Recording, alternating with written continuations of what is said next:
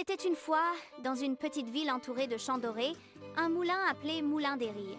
Dans ce moulin vivait Léon le meunier, un garçon curieux qui adorait poser des questions à tout ce qui l'entourait. Un matin, alors que le soleil dessinait des bandes oranges sur le ciel, Léon trouva une boîte ancienne. Elle était cachée sous une pile de sacs de farine. « Qu'est-ce donc » demanda-t-il à voix haute. La boîte s'ouvrit toute seule et libéra une petite fée en forme d'éclair de lumière. Elle s'appelait Céréline et avait une voix douce comme le miel. « Bonjour, Léon. Je suis la fée Céréline. Tu as déniché la porte secrète des céréales.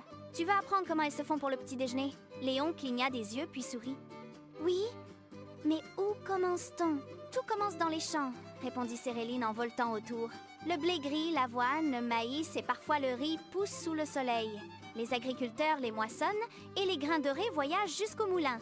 Au moulin, une grande machine se mit à parler d'une voix chaude. « Bonjour Léon, je suis le grain-grand et je suis le premier maillon de la chaîne. » Il expliqua comment les grains arrivaient propres, puis passaient par des nettoyeurs. Ces nettoyeurs les débarrassaient des poussières et des petites pierres. Ensuite, ajouta une autre machine, la meule douce. On tourne les grains doucement, on les transforme en farine ou en flocons. Parfois, on les reshape pour qu'ils restent croustillants ou qu'ils soient tendres comme des nuages.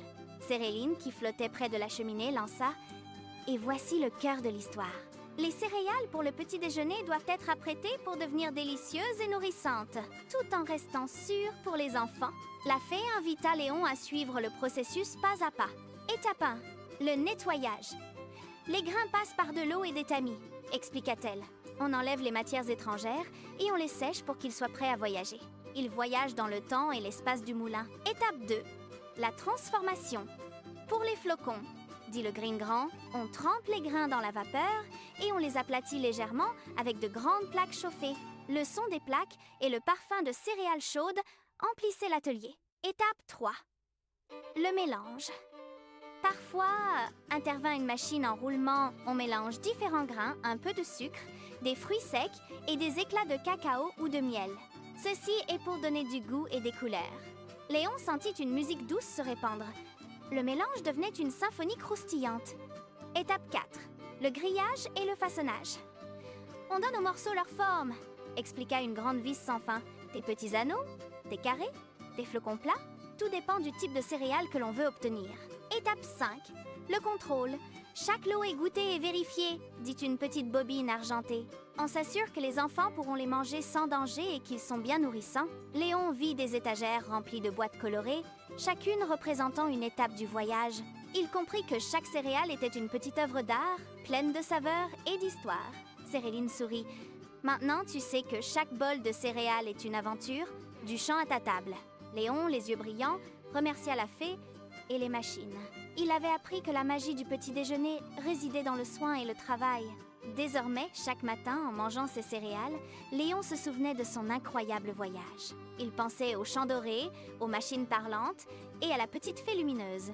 Il savait que derrière chaque bouchée se cachait une histoire de transformation et de saveur.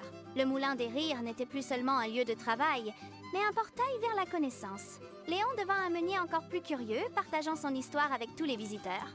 Il racontait comment les grains se transformaient en une symphonie croustillante et comment la magie de la nourriture commençait bien avant d'arriver dans l'assiette. Chaque matin, le soleil se levait sur le moulin, illuminant les champs, et Léon, avec un sourire, savait que de nouvelles aventures attendaient d'être découvertes. La fée Céréline parfois réapparaissait, veillant sur le processus. Elle s'assurait que chaque céréale était parfaite, prête à nourrir les rêves des enfants. Le grain-grand et la meule douce continuaient leur travail avec fierté.